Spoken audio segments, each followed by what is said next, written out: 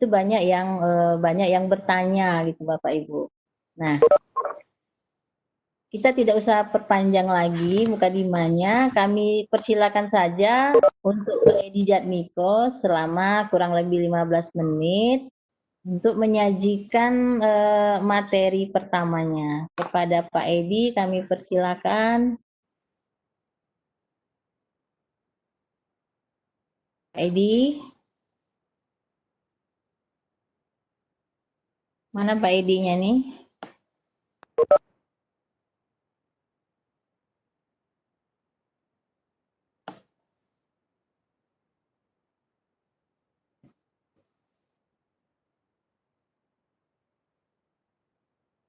Halo Pak Edi.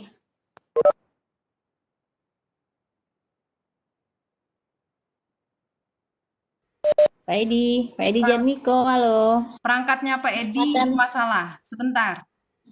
Bentar. Ya, kita tunggu ya Bapak Ibu.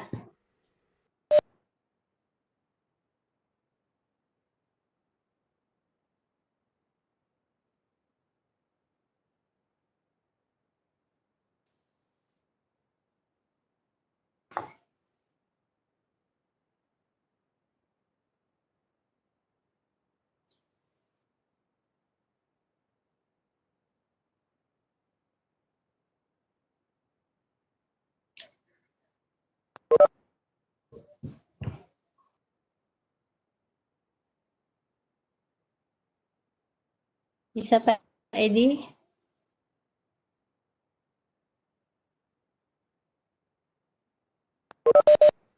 Perangkatnya tiba-tiba mati. Tunggu sebentar.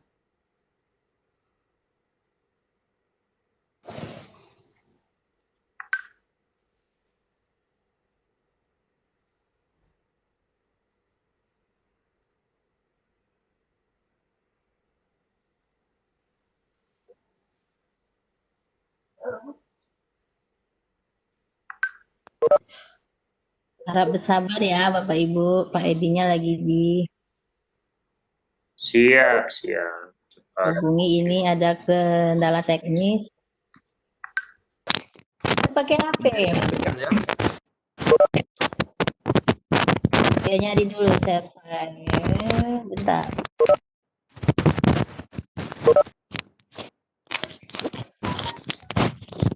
Bisa dilanjut, Pak? Silakan Pak Sabrizal. Suaranya dengar? Dengar. Alhamdulillah, bismillahirrahmanirrahim. Assalamualaikum warahmatullahi wabarakatuh. Bapak Ibu yang kami hormati, para senior PTP maupun WI LPMP Bengkulu yang kami hormati, kawan-kawan peserta Jariah 5 LPMP Bengkulu yang berbahagia.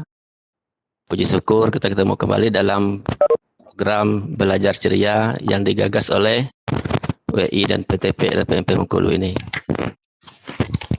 Kali ini kami akan mencoba membawakan materi ataupun bahasan tentang model atau strategi pembelajaran penjas.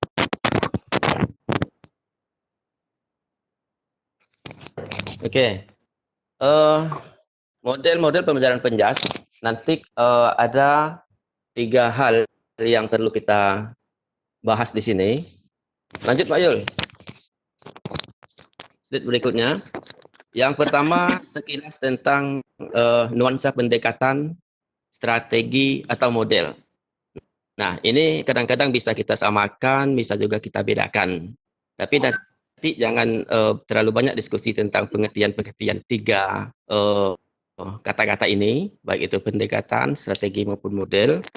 Artinya apa? Mereka punya satu keterkaitan masing-masing. Pendekatan ada hubungannya dengan strategi, strategi ada hubungannya dengan model, begitu juga dengan model, strategi, dan pendekatan.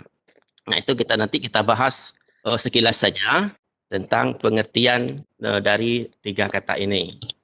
Kemudian yang kedua nanti tujuan kita adalah dari beberapa model pembelajaran yang telah kita ketahui, telah kita pelajari, kami mencoba mengambil ataupun menciplak model-model yang ada itu ke dalam pembelajaran PJOK.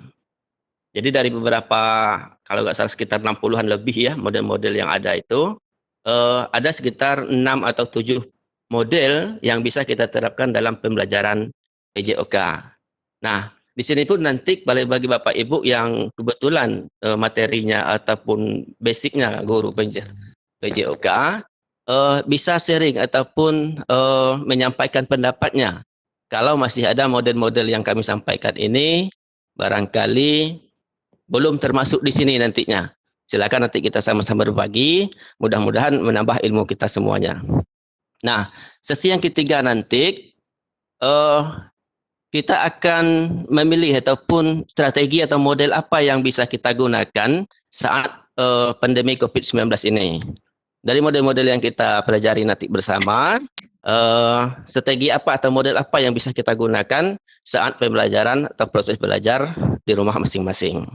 Nah, nanti Bapak Ibu yang menjadi guru PJOK tentunya mempunyai pengalaman yang lebih daripada kami yang hanya barangkali tidak berhadapan, tidak mengelola langsung kelas ataupun pembelajaran PJOK di kelas atau di lapangan. Nanti silakan Bapak Ibu berbagi pada kita semuanya.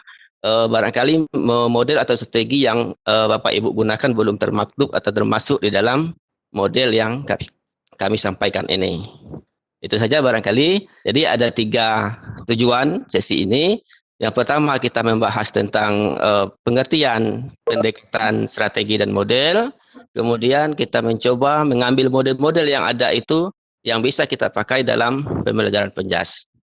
Kemudian yang kedua, dari model yang ada itu mana yang kira-kira memungkinkan dari model-model itu yang bisa kita pakai tentunya dengan melihat situasi budaya, sarana dan prasarana yang ada di sekitar kita.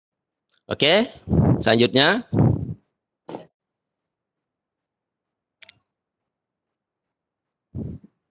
Nah, pendekatan menurut yang kami dapatkan dari jari induk ini diartikan adalah titik tolak atau sudut pandang kita terhadap proses pembelajaran. Nah, jadi kalau pendekatan itu diartikan adalah titik tolak atau sudut pandang kita terhadap proses pembelajaran itu. Kamu nak teh kota atau apa lah? Halo? Ya, jadi pendekatan itu adalah titik tolak atau sudut pandang terhadap proses pembelajaran yang kita ingin sampaikan, ingin kita kerjakan nanti. Ada 2 pendekatan, yang pertama berpusat kepada guru, yang kedua berpusat kepada siswa. Nah, pendekatan yang berpusat pada guru itu menurunkan strategi pembelajaran langsung. Seperti kita mengajar, melatih ceramah seperti itu. Nah, ini strateginya adalah guru yang dominan atau direct instruction. Kemudian pembelajaran deduktif atau pembelajaran ekspositori. Ekspositori ini artinya pembelajaran yang memberitahu anak-anak, mengajarkan definisi ini apa, pengertian ini apa, dan seterusnya. Jadi ini pendekatan yang dinamakan dengan pendekatan yang berpusat pada guru. Kemudian pendekatan yang kedua itu berpusat kepada siswa, menurunkan strategi pembelajaran discovery, inquiry, strategi pembelajaran induktif. Ini beda ya. Kalau pendekatan berpusat pada guru, deduktif, kemudian pembelajaran berpusat pada siswa, nanti akan menampilkan strategi pembelajaran induktif. Ya, deduktif, induktif barangkali Bapak Ibu sudah katam semua. Kemudian yang kedua, setelah pendekatan ada strategi. Lanjut, Pak Yul.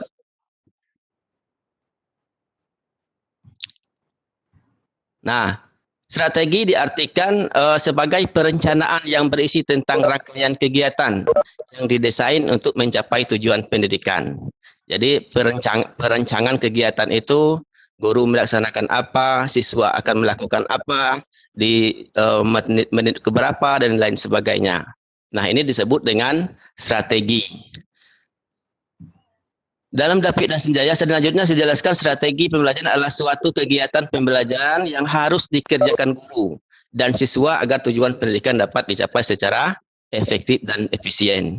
Kita merancang dulu, guru menjelaskan apa, siswa melakukan apa, dan seterusnya. Ini yang disebut dengan strategi. Setelah pendekatan ada strategi, dan terakhir ada model. Lanjut Mbak Mayul. Nah, model adalah bentuk pembelajaran yang tergambar dari awal sampai akhir yang disajikan secara khas oleh guru di kelas atau di lapangan. Nah, para ahli juga mengatakan model ini seperti pembungkus proses pembelajaran. Jadi dari bungkusnya nampak itu. Dalam model ini pendekatannya begini, strateginya begini, teknik dan metodenya ada tergambar di sana. Jadi model kita samakan artinya adalah bentuk dari proses pembelajaran yang akan kita sampaikan nanti mulai dari awal sampai dengan akhir proses pembelajaran. Nah, inilah yang kita nanti akan tampilkan, model-model ini yang bisa kita terapkan dalam pembelajaran PJOK. Nah, itu saja barangkali tentang pengertian-pengertian tentang pendekatan, strategi, model, dan lain sebagainya.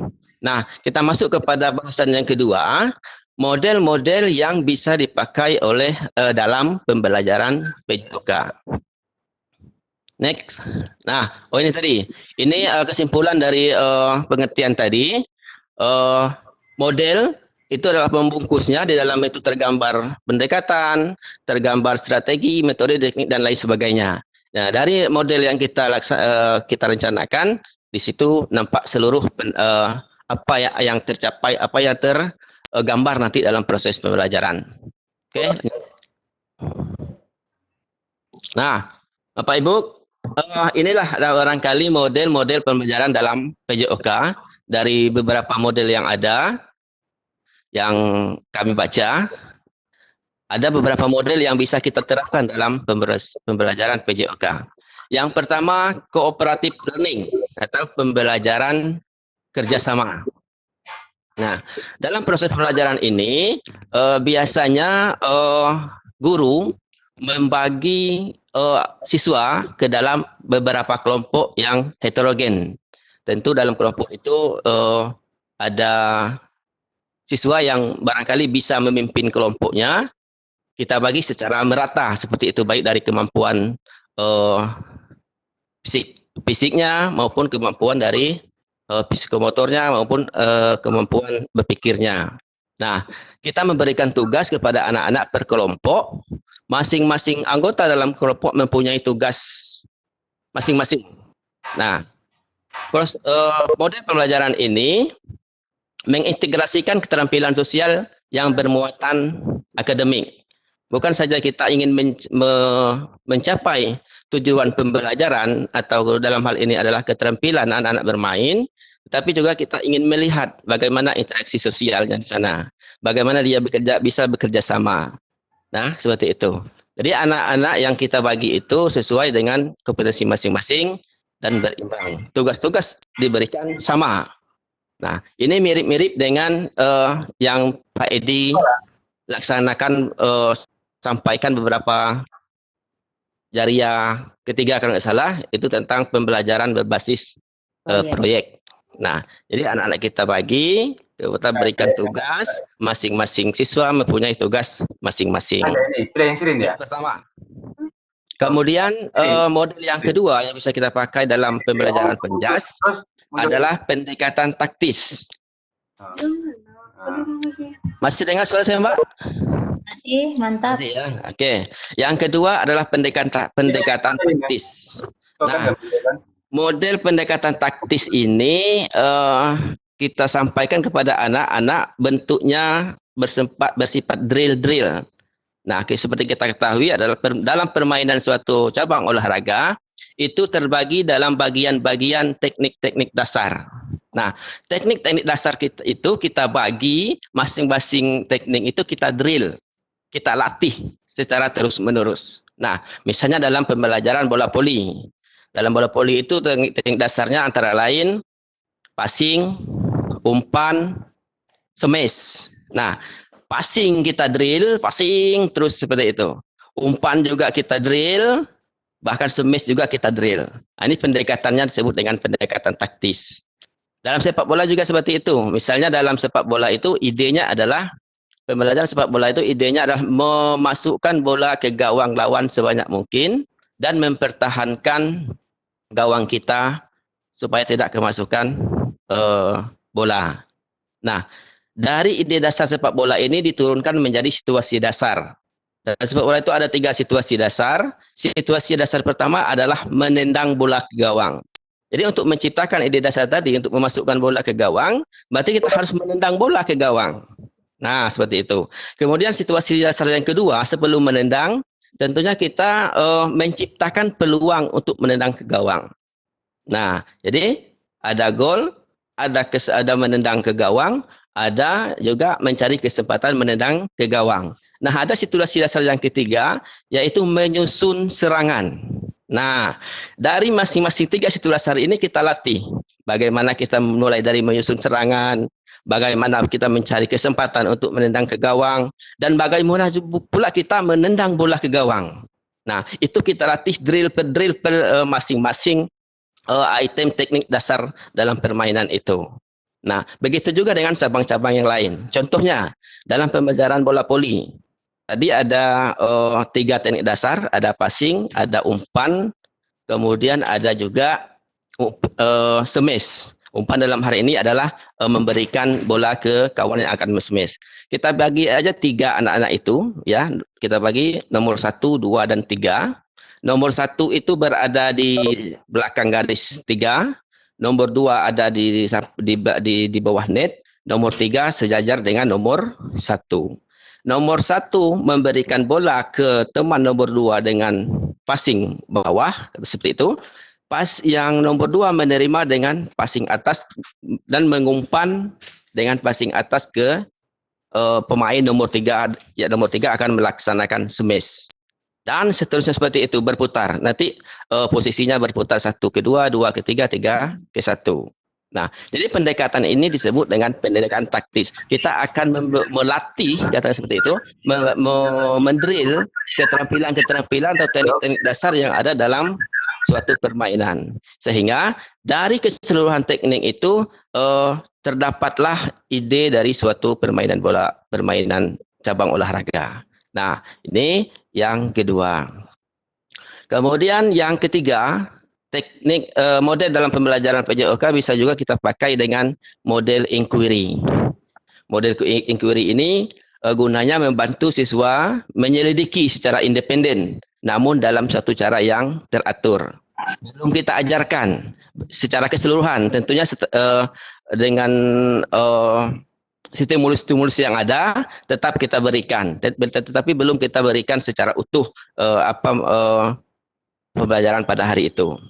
Pendekatan ini dapat mengajarkan keterampilan bermain, tugas-tugas belajar menyerupai permainan dan modifikasi bermain. Nah, misalnya contohnya dalam pembelajaran PJOK adalah ini bisa dilaksanakan pada kelas sekolah dasar barangkali mengenai lempar tangkap. Nah, jadi anak-anak dibagi dalam 2 baris saling berhadapan. Mereka setelah pemanasan tentunya ya, setelah penjelasan sekilas tentang materi hari ini, mereka akan melaksanakan lempar tangkap dengan masing-masing pasangannya. Nah, nanti setelah beberapa saat dia merasakan bagaimana dia melempar, bagaimana dia menangkat, barangkali dia punya suatu pemikiran bagaimana cara melempar dengan baik. Yang menangkap juga akan menyampaikan pendapatnya, oh Pak, begini rupanya cara menangkap yang efektif, seperti itu. Nah, jadi model ini disebut model inquiry. Pada pelajaran-pelajaran lain juga boleh dikembangkan. Artinya model pembelajaran ini kita hanya memberikan sedikit rangsangan saja. Nanti anak-anak akan merasakan, mudah-mudahan mereka bisa menyimpulkan bagaimana teknik cabang yang kita ajarkan itu bisa dilaksanakan secara efektif. Oke, sudah 3 model pembelajaran. Next, pembelajaran model yang selanjutnya. Yang keempat, model teman sebaya. Nah, model teman sebaya ini kita gunakan apabila dalam suatu kelas itu kita mempunyai anak-anak yang berbakat. Barangkali, misalnya dalam kita pembelajaran permainan bola kecil atau bola besar, ada anak-anak kita yang barangkali di luar dari pembelajaran kita ini, dia di luar tuh aktif mengikuti ekstra latihan-latihan dan lain sebagainya. Misalnya permainan bulu tangkis. Si A ini ikut di klub permainan bulu tangkis. Nah, anak-anak kita ini bisa kita jadikan contoh. Bisa dia memberikan contoh kepada anak-anak dan menjelaskan. Barangkali dengan penjelasan temannya, anak-anak kita bisa lebih dekat dan lebih memahami dari apa yang kita sampaikan. Seperti itu. Itu tujuannya teman sebaya ini. Kemudian yang kelima itu direct instruction atau model pengajaran langsung. Nah, inilah model pembelajaran yang lama. Model yang cukup lama, pengajaran langsung ini alirannya behavioristik seperti itu. Ada stimulus, ada respon. Nah, kita berikan stimulusnya baru ada respon. Menganggap guru yang paling tahu, anak-anak tidak tahu apa-apa. Jadi kita guru punya bicara, anak-anak punya kerja, karena seperti itu. Apa yang kita instruksikan, anak-anak lakukan. Jadi seperti proses melatih, katakanlah seperti itu. Jadi ini cukup tradisional dan kadang-kadang efektif kita gunakan dalam pembelajaran penjas, ya, sesuai dengan situasi dan kondisi yang ada. Lanjutnya model pembelajaran berpangkalan. Nah, berpangkalan ini artinya ada pos-pos tertentu. Masing-masing pos itu mempunyai tugas kerja yang berbeda-beda. Misalnya di lapangan terbuka, ya, kita bisa menggunakan 3 atau 4 pos. Masing-masing pos itu mempunyai teman ataupun tugas yang berbeda, mempunyai tugas kerja yang berbeda. Misalnya di pos 1 ini, anak-anak akan melaksanakan sit up dan push up. Nah, hitung berapa. Kemudian di pos yang kedua, pull up dan squat jump misalnya. Kemudian di pos ketiga itu lari 100 meter. Jadi yang kita hitung itulah kecepatannya. Kemudian di pos keempat itu agility, kelincahannya, seperti itu. Nah, jadi masing-masing pos kita rancang dengan tugas-tugas yang berbeda. Ini biasanya kita gunakan untuk melihat atau tes awal terhadap peserta didik kita. Si A ini bagusnya di mana, si B ini kurangnya di mana, sehingga nanti dalam model berpangkalan ini bisa kita nilai. Oh, ternyata dia di kecepatannya bagus, tetapi di kekuatannya melemah. Jadi sehingga dengan mengetahui titik-titik lemah dan titik kekuatan pada anak-anak kita, proses pembelajaran berikutnya bisa kita rancang dengan baik. Kemudian setelah berpangkalan, pembelajaran sendiri. Nah, Bapak Ibu, barangkali inilah ya barangkali yang mungkin kita dapat laksanakan dalam situasi saat ini. Proses pembelajaran sendiri ini adalah menganggap anak-anak kita punya potensi masing-masing. Ya, kita hanya mengarahkan apa yang harus mereka kerjakan. Ya, langsung saja dicontoh misalnya, kita ingin melihat kesegaran jasmani anak-anak kita selama pandemi ini. Ya, kita ingin anak-anak tetap berolahraga ataupun melaksanakan tugas gerak pada saat pandemi ini yang tidak bisa kita pantau tentunya. Nah, apa yang kita ingin sampaikan kepada anak-anak untuk meningkatkan kesegaran jasmaninya, mereka kita berikan tugas untuk mencatat. Nah, formatnya tentu telah kita buat. Mereka akan melaksanakan kalau memungkinkan ada di tempat kita itu track ataupun tempat berlari seperti lapangan, katakanlah seperti itu. Nah, kita ingin anak-anak itu menghitung denyut nadi, kemudian kemampuan anak-anak itu berlari, kemudian terakhir adalah hasil dari latihannya itu. Nah, yang ingin kita lihat adalah yang pertama, denyut nadi anak-anak sebelum melaksanakan latihan. Berapa? Kita hitung, dicatat dengan format yang telah kita buat. Nah, misalnya denyut nadi sebelum latihan 100 per menit.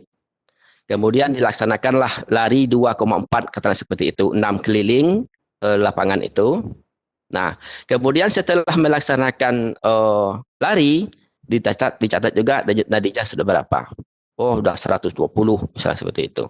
Atau formatnya kita rubah. Tak usah lari 2,4, lari selama 15 menit saja, seperti itu. Jadi boleh kita rancang dua pilihan itu. Boleh 2,4, boleh menitnya yang kita tentukan.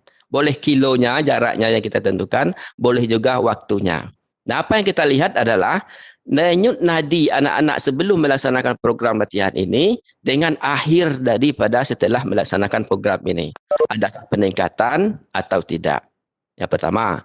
Yang kedua yang bisa kita nilai adalah berapa waktu yang anak-anak kita tempuh dalam melaksanakan lari 2,4 menit, 2,4 kilo tadi. Kalau pertamanya itu dalam sebelum melaksanakan program latihan, anak-anak kita hanya mampu melaksanakan lari 2,4 itu selama 30 menit, katakanlah seperti itu.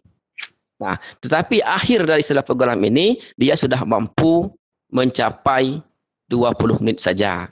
Nah, kan seperti itu. Jadi ada peningkatan baik denyut nadinya maupun dari waktu yang telah kita tentukan. Nah, ini bisa kita pakai tergantung dari situasi dan kondisi yang ada di sekitar kita, tentunya pada masyarakatnya. Kalau di masyarakatnya itu atau di lingkungannya itu sarana dan sarananya lengkap, alhamdulillah. Renang juga bisa kita laksanakan seperti itu nih, contohnya renang. Dia bisa membuat program sendiri dengan melaksanakan program latihan berenang. Apa yang kita ingin lihat tadi, boleh denyut nadinya, boleh waktunya, boleh jarak yang ditempuhnya. Seperti itu. Pembelajaran olahraga juga bisa. Seperti misalnya di rumahnya ada ring basket, ya. Dalam 10 kali kesempatan, pada awalnya dia hanya bisa memasukkan bola ke ring hanya 3 atau 4 kali dalam 10 kesempatan. Tentunya selama dia latihan, akhirnya dari 10 kesempatan dia sudah bisa memasukkan 9 kali di keranjang bola basketnya. Nah, itulah barangkali ada di sini 7 model yang bisa kita terapkan dalam pembelajaran penjas. Tentunya seperti saya katakan tadi, Bapak Ibu sebagai guru di kelas ataupun di lapangan punya pengalaman yang unik dan menarik tentang proses pembelajaran dan model-model pembelajaran PJOK ini. Silakan nanti berbagi, kalaupun belum ada di sini silakan tambah model apa saja yang bisa kita pakai dalam pembelajaran penjas.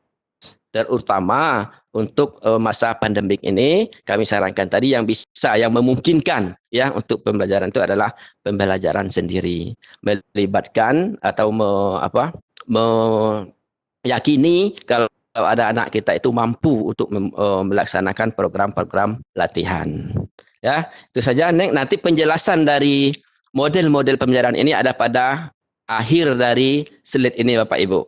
Silakan Bapak Ibu baca. Penjelasannya ada di slide itu.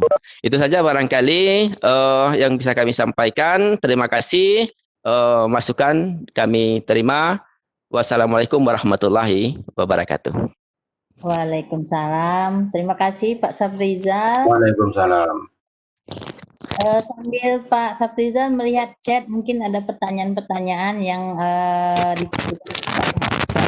selanjutnya kami persilakan Pak Edi Jatmiko.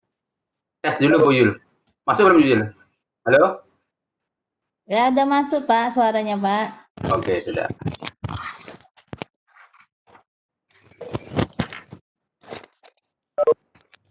Ya. Silakan Pak Edi. Jadi yang mau nampilkan gambar siapa nih? Warbonya? Bu Nova apa Bu Yuli? Bu Yuli. Ya, coba Pak Edi aja. Coba saya Pak yang Pak Edi ya, bentar Pak ya. Oh, ya. Assalamualaikum warahmatullahi wabarakatuh, teman-teman yang tergabung dalam Jaria kelima LPMB Bengkulu. Selamat bergabung di pagi menjelang siang ini. Semoga segar dan sehat selalu.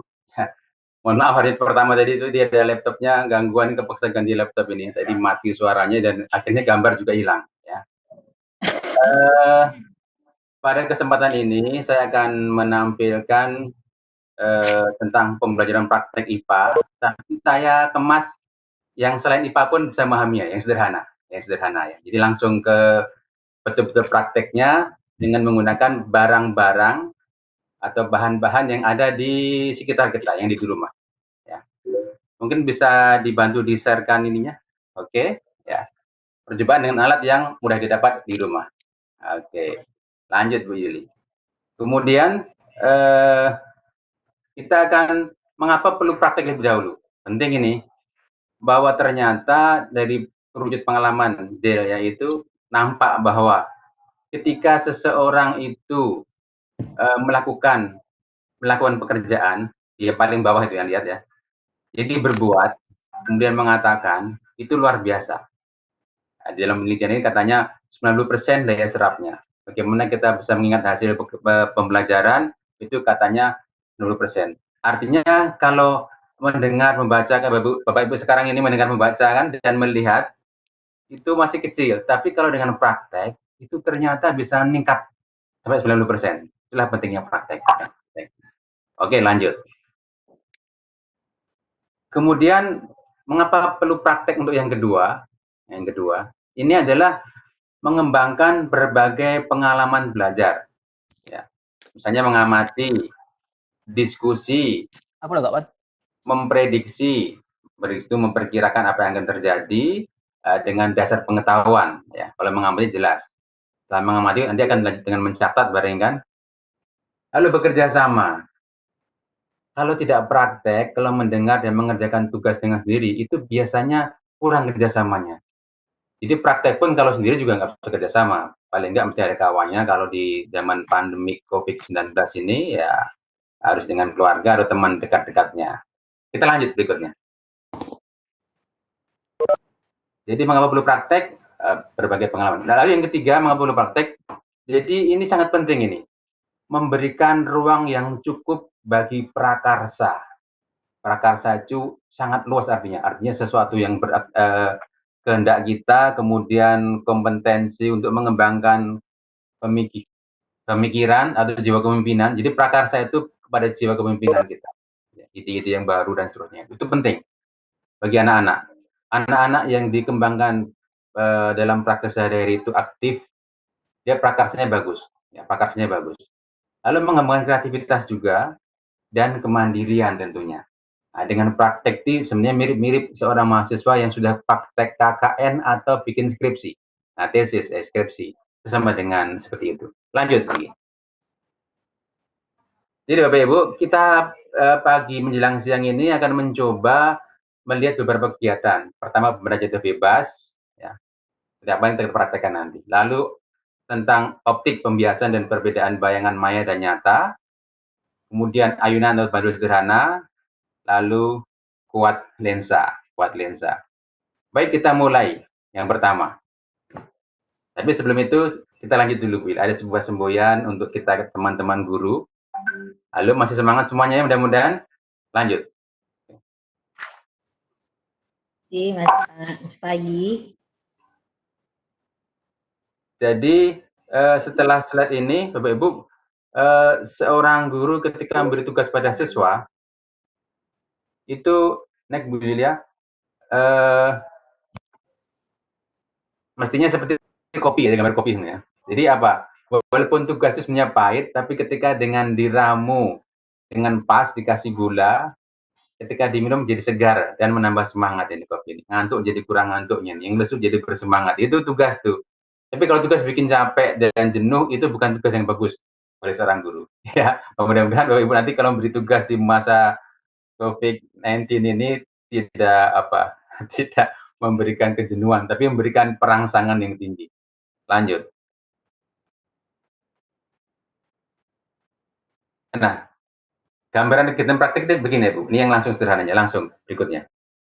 Jadi ada 4 kegiatan. Pertama, dengan menggunakan jatuh bebas. Ya. Alatnya apa? Bu Yulia, bisa ditunjukkan gambar saya, ditampilkan?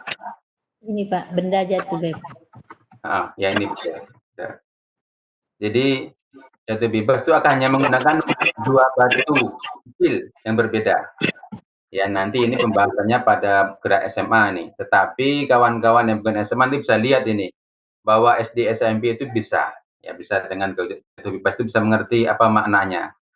Kedua, tentang pembiasan. Ya ini sadari. Jadi saya sudah siapkan cangkir untuk contoh nih. Jadi cangkir diisi dengan batu dan nanti diisi dengan air. Ya. Ini pengenalan tentang fakta. Kan kita tahu bahwa pengetahuan itu ada faktual, konseptual, prosedural, dan metakognitif 4 ya. Jadi kalau dengan contoh ini pertama faktual lebih dahulu. Setelah faktual nanti meningkat pada konsep. Jadi percobaan yang kedua ini pembiasan ini pada SD itu faktual, nanti dikenalkan konsep sedikit, SMP meningkat jadi konsep. SMA sampai pada penggambaran dan menghitungnya. Jadi optik geometri. Kemudian ada guru SMA yang ikut ini.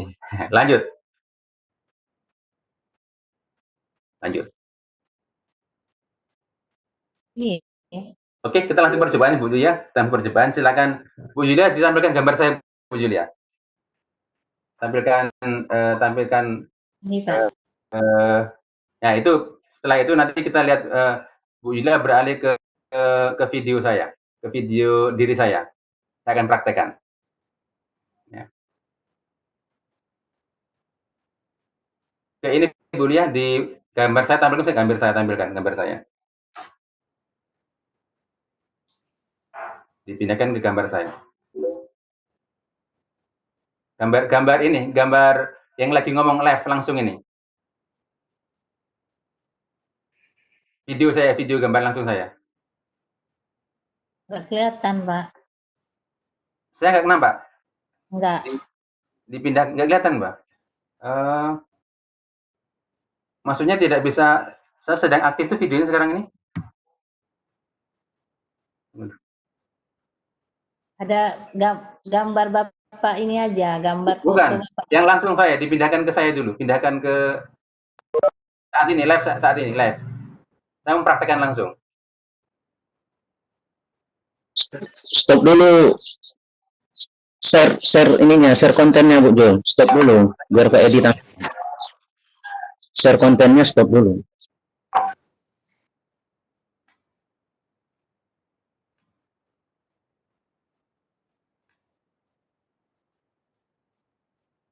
Sambil menunggu.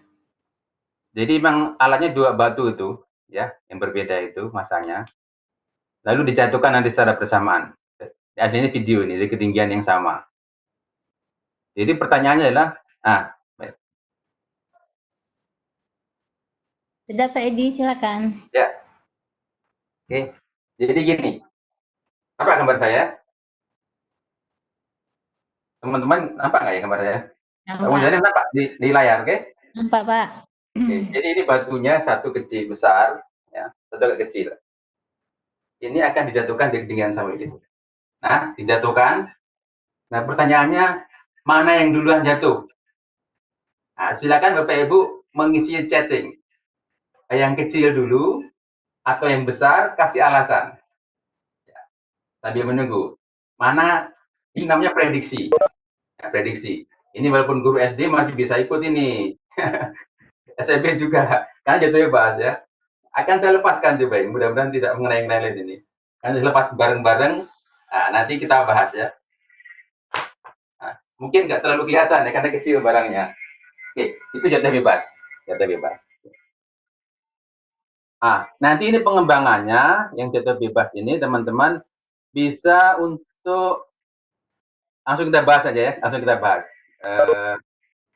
Langsung kita coba yang kedua lagi, nanti baru buka share konten lagi. Sekarang kita mencoba tentang pembiasan dulu. Jadi saya bawa cangkir, ya, cangkir. Cangkir ini di pembiasan itu kita isi dengan batu, ya batu. Cangkirnya kosong ya, dengan batu, gitu.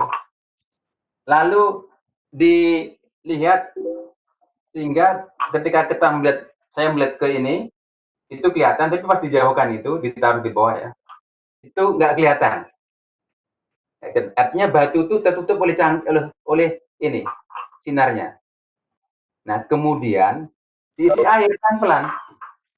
Isikan air, nanti suatu saat batu itu kelihatan lagi. Ketika tanpa air, tidak kelihatan. Ketika ada air, kelihatan. Nah, itu peristiwa pembiasan ya, percobaan berikutnya pembiasan. Jadi nanti terjadi perubahan sinar, arah sinar dari dasar batu ke arah mata saya. Ya, jadi terbelok begitu. Itu percobaan kedua, alat dua ya. Gampang ini. Ini bukan untuk diminum ya, untuk dimakan. Baik. Lanjut. Jadi percobaan ketiga masih dengan dua batu ini. Tetapi dia dikasih tali, namanya ayunan sederhana. Kasih tali. Nah, oke. Kasih tali. Batunya berbeda ukuran. Satu kecil, satu agak besar. Ya. Bahkan kemarin saya timbang di video, saya timbang mungkin videonya agak besar, harus di Google Drive itu. Saya timbang itu 5 gram, ini 45 gram. Jadi dikasih tali, lalu akan diayunkan dengan ini. Ya. Saya sudah siap kayu, saya kasih paku di sini, diikat, ya, diikat di sini dengan tali yang cukup agak panjang, udah potong ini, diikat, kemudian ini diayunkan. Ya. Hitung, begitu. Dengan panjang yang sama, dengan panjang tali yang sama, diikat begitu kan, dengan beban yang berbeda, saya ulang, ini nanti dibuat bergantian, panjangnya harus sama tadinya, bebannya berbeda. Pertanyaannya nih, ya, tadi pertanyaan yang pertama tadi, mana yang duluan jatuh kan, pertanyaan kedua ini, mana yang waktu ayunya itu lebih cepat, atau bahasa fisikanya, periodenya lebih besar. Lebih besar lebih lambat ya, lebih cepat itu lebih kecil periodenya. Jadi kalau periode atau waktu ayun itu diibaratkan dengan apa? Dengan kecepatan gerak, nah, mana yang kecepatan geraknya lebih tinggi? Oke. Itu silakan jawab chat, nanti kita lihat chatnya yang benar gitu. Oke, sudah 3 kegiatan. Kemudian yang keempat, ada 5 sebenarnya, banyak tapi kemudian singkat-singkat aja. Nggak apa-apa, silakan Pak Edi. Yang keempat, ini dengan kacamata ini satu, dan dengan cermin. Oh, sayang saya lupa ngambil cerminnya ya. Saya kira tadi video bisa tampil dengan cermin. Jadi begini, ketika saya bercermin, kan ada bayangan di sini. Ada bayangan di sini. Nanti saya praktekkan sambil pas ada tanya, nanti saya tampil ada bayangan. Pertanyaannya itu, bayangan yang di cermin itu bayangan nyata atau maya? Nah, gitu ya. Bayangan nyata atau maya? Kedua, tadi kan cermin, jadi kaca. Jadi kaca kita sehari-hari itu sebenarnya cermin. Cermin itu memantulkan hampir 100% sinar yang datang. Memantulkan ya kalau cermin. Ini lensa ini. Nah, lensa. Nah, dengan lensa ini akan ketemu bayangan yang seperti apa. Jadi di dinding itu yang saya gambarkan. Ini kalau saya kasih ke dinding begini. Ya. Ya. Di sana tuh ada ini, ada gambar titik, tapi nggak tertebak nampak ya. Ada gambar 2 titik di sana. Itu adalah bayangan juga. Beda dengan yang cermin tadi ya, beda.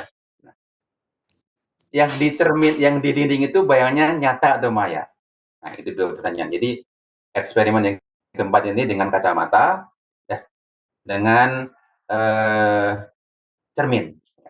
Lalu yang kelima, namanya daya lensa atau kuat lensa. Apa alatnya? Alatnya gampang juga ini, kita sehari-hari di rumah. Alatnya ini beberapa, terpaksa menjaga kacamata istri ini, ya. Yang lain juga. Nah, ini kemudian kita membawa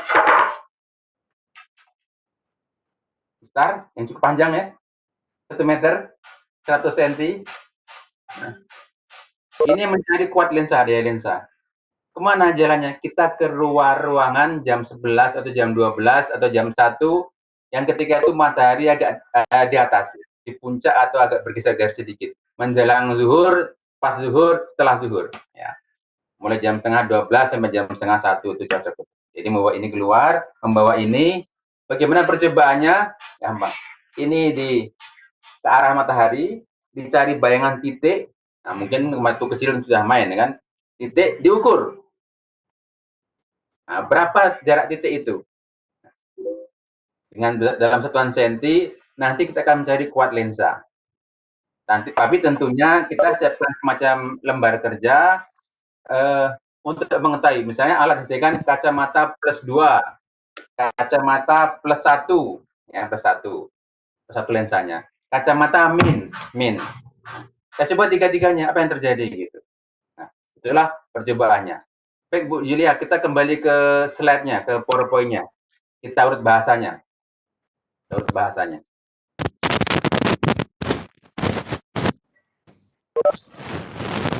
Tadi yang Pak Edi.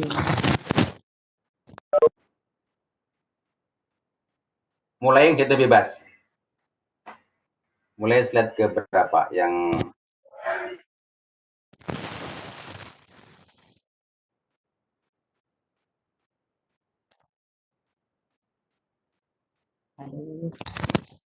jadi kita ulang kawan-kawan sambil menunggu tampilan Bu Julia. Jadi ada percobaan yang menggunakan alat-alat di rumah, itu menarik. Kemudian gimana bawa bukti bahwa mereka melakukan percobaan, kalau dalam penugasan seperti ini, kita minta mereka memotret pekerjaannya itu. Ya, memotret pekerjaannya itu. Ini Bu Eva tuh bayangannya Maya itu yang cermin apa yang lensa? Harus gitu jawab tuh ya. jadi harus dikasih itu tuh. Ada yang bilang batu kecil dan besar, nanti kita bahas. Terus dulu, langsung next terus dulu. Sabar Pak, Ya. lagi loading Pak. Oh gitu ya. Jadi saya ulang. Jadi sebagai bukti mereka bekerja melakukan praktek itu, teman-teman diminta melaporkan dalam bentuk foto, syukur-syukur video, ya, syukur-syukur video. Karena kan semua orang punya HP, hampir punya HP ya.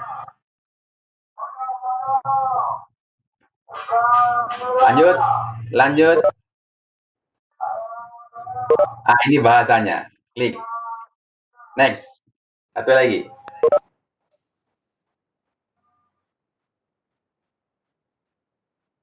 Ini ya bahasanya ya.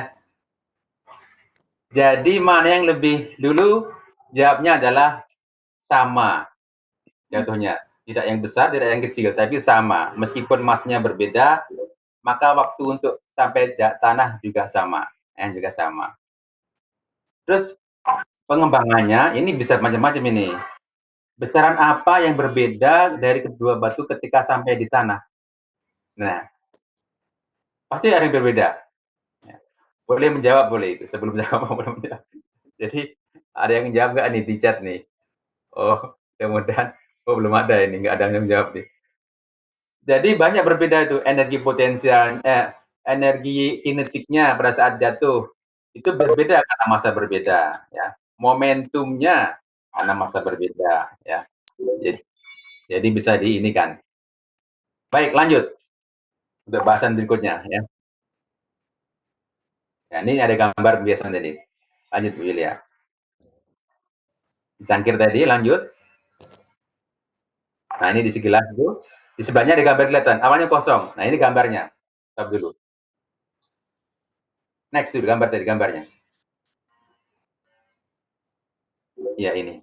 Jadi, kawan-kawan lihat bahwa ketika itu saya gambar batunya, dasarnya itu tertahan oleh pandangan.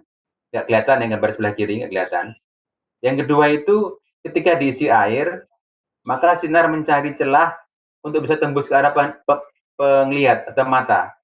Nah, terjadilah pembengkokan. Inilah disebut dengan adanya proses pembiasan dari air ke udara. Ya. Sinar atau cahaya terbelokkan pada bidang batas antara air dengan udara. Itu pembiasan ya. Jadi kalau bahasa orang umum seolah-olah cangkirnya jadi dangka, nah, jadi pendek begitu, jadi pendek. Next.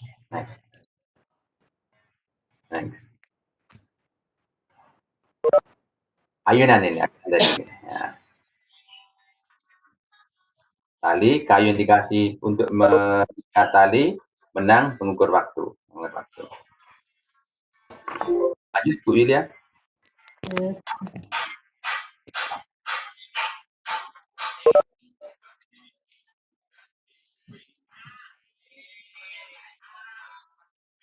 Jadi ditanyakan, ya. Pertanyaan ini dulu nih, untuk merangsang berpikir ini. jika besar periode ayunan secara fisik diwakili oleh kecepatan ayun benda ya, ayunnya itu, mana yang lebih cepat ayunannya? Ya. Jika batu kecil dan besar diberi tali yang sama panjang, ya, kemudian diayunkan dengan simpangan yang sama. Nah, semuanya itu pertanyaannya. Gambar berikutnya.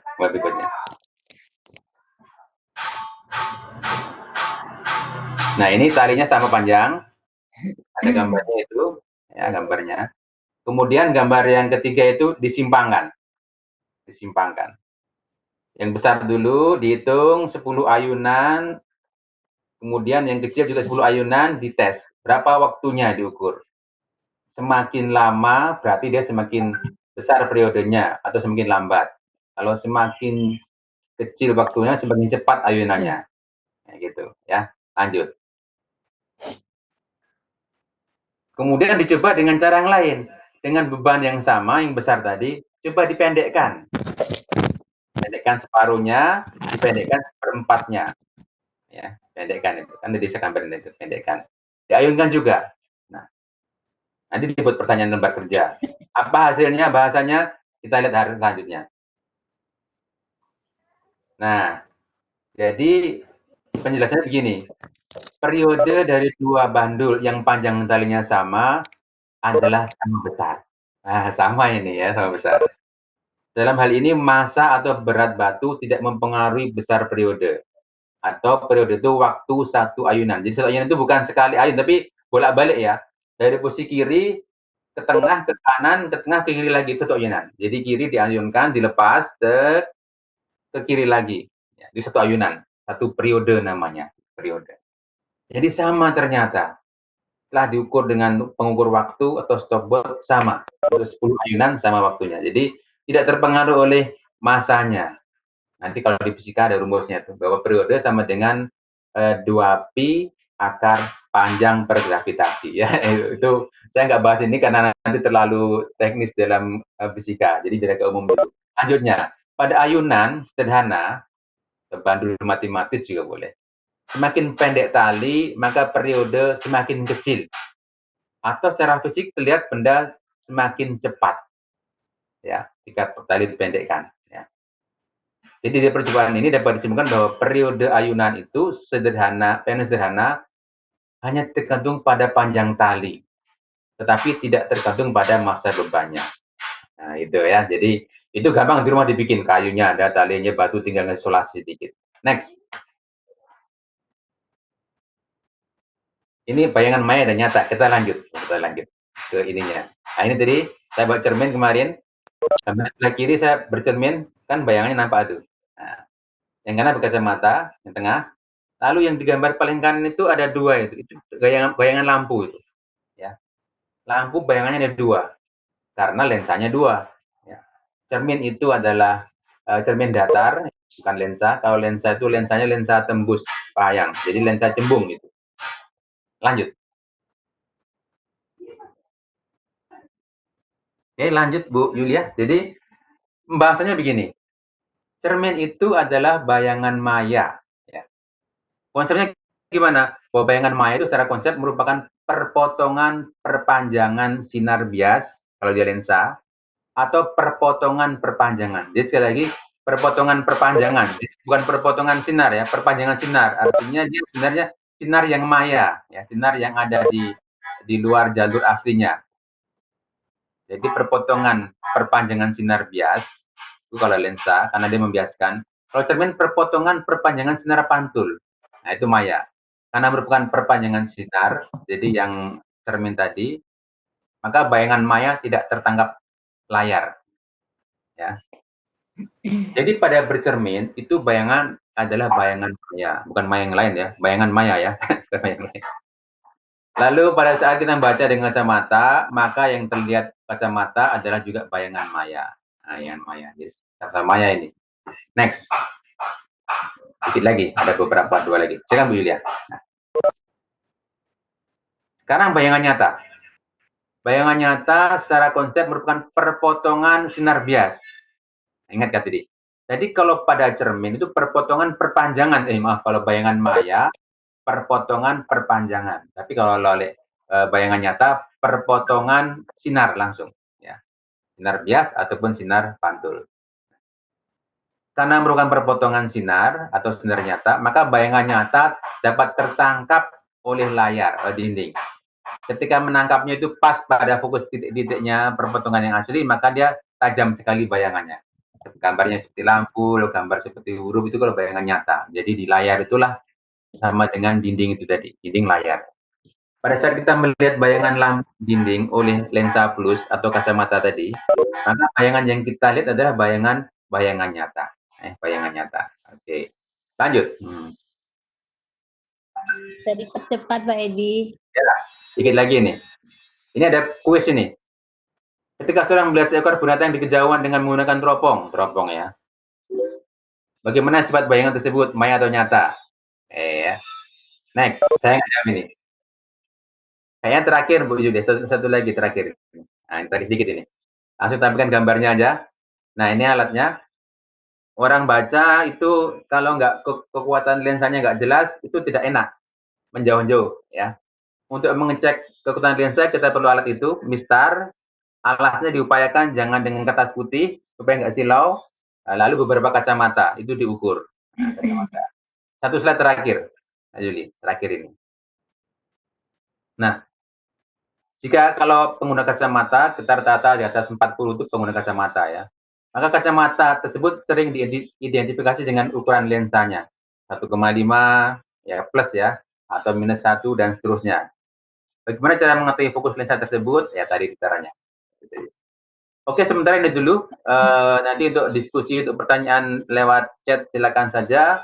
Nanti bisa kita jawab langsung dengan penjelasan, kalau perlu dengan menampakkan gambarnya. Demikian untuk kawan-kawan. Sementara Mbak Juli disilakan kembali. Assalamualaikum warahmatullahi wabarakatuh.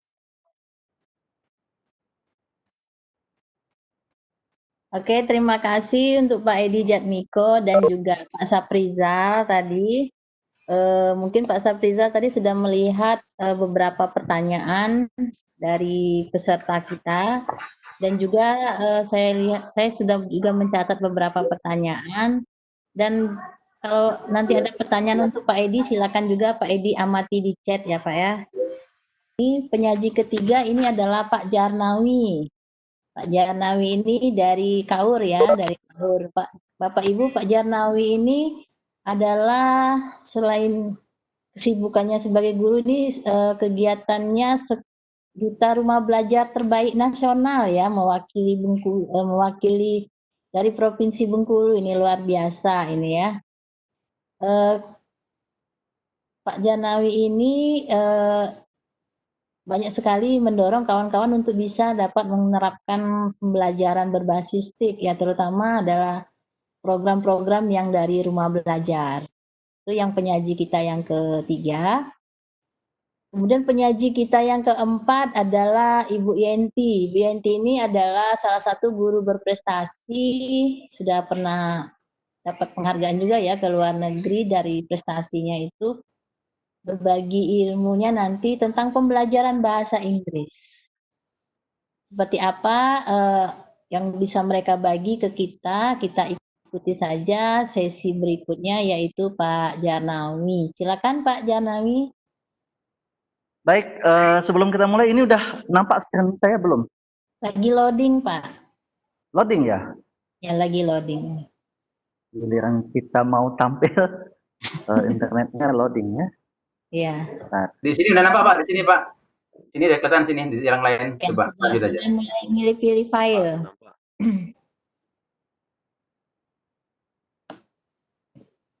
bentar.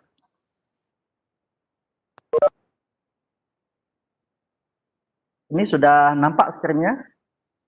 Sudah nampak dari tadi Pak. Ya silakan isi. Oke, terima kasih.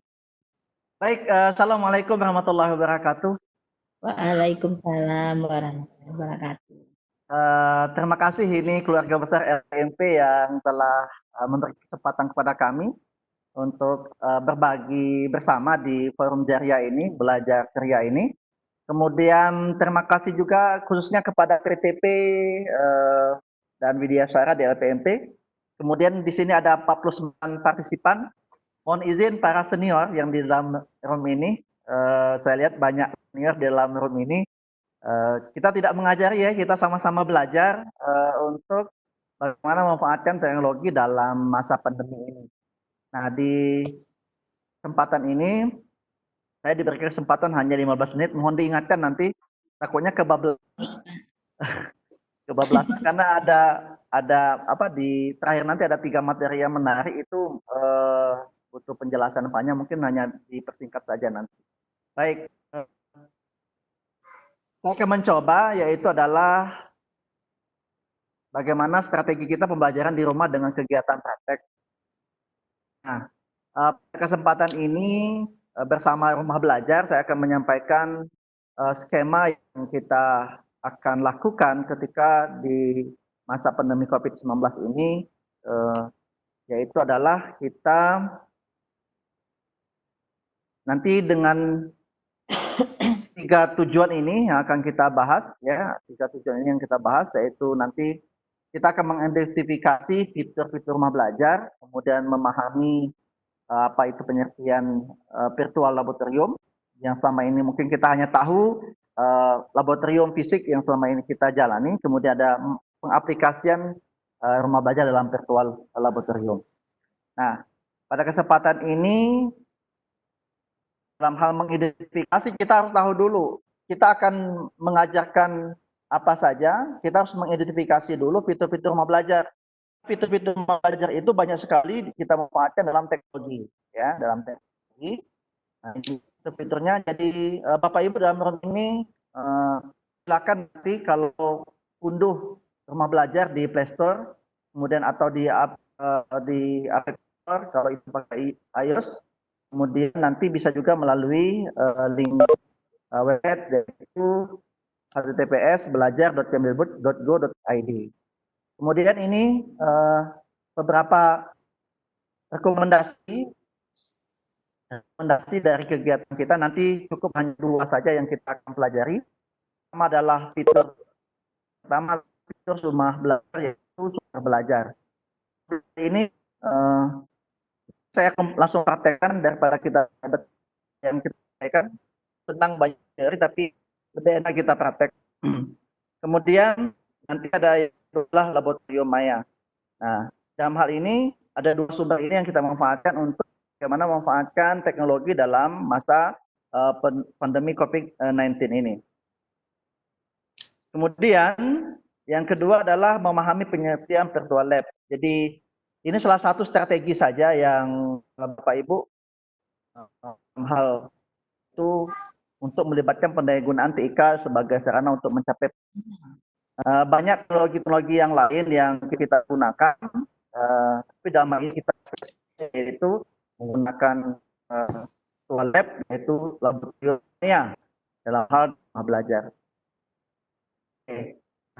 Ini hanya semua yang saya sampaikan. Lebih baik saya akan screen Bapak Ibu ini semua nanti TP yaitu Bu Nova nanti akan membagikan link ini. Lebih baik kita saja bagaimana menggunakan laboratorium maya ini untuk keefektifan kita belajar. Baik, mendingan saya tutup dulu. Saya akan mengganti ke screen yang satu lagi yaitu kita masuk ke, mudah-mudahan internetnya masuk ke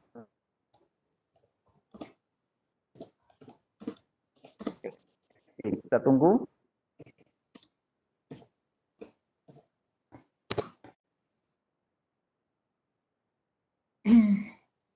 Ini kelihatan Bu Yulia? Kelihatan, Pak. Oh, kelihatan. Kelihatan yang ini ya. Selama pendidikan kelihatan ya? Kelihatan Pak Janawinya. Oke. Kalau ini kalau screen-nya kelihatan, Screen-nya belum. Screen-nya belum.